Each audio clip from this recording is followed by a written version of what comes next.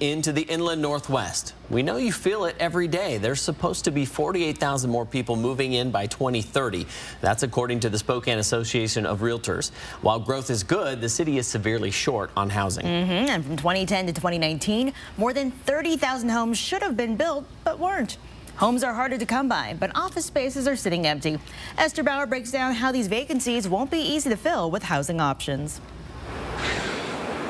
Nia, I'm live in downtown Spokane tonight. This is just one of the offices that's empty and up for lease. Developers say turning these into housing would help the shortage we're in, but it's not an easy fix.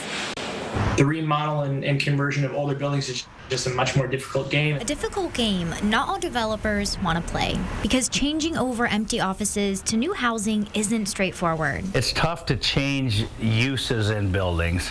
They make the regulation very difficult. Like updating fire codes or fixing parking.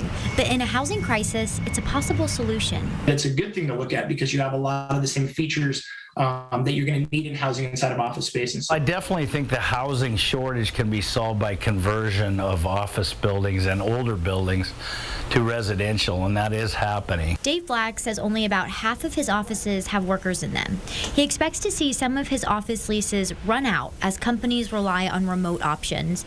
Black Realty did change over one of their commercial properties to apartments. He says every apartment was filled in just a month. There's just a demand for housing and a need for it. These developers are hopeful some changes to zoning and regulations could help them get more options out faster. Here's acceptable practice that can get us housing at a rapid rate. And Dave says developers should start thinking creatively about how to use these buildings, maybe keeping half for office and half for housing. Reporting live in downtown Spokane tonight, Esther Bauer, 4 News Now. We want to share your stories and help find solutions. What concerns do you have with growth in the inland Northwest? Is it about housing, jobs, traffic? Well, let us know.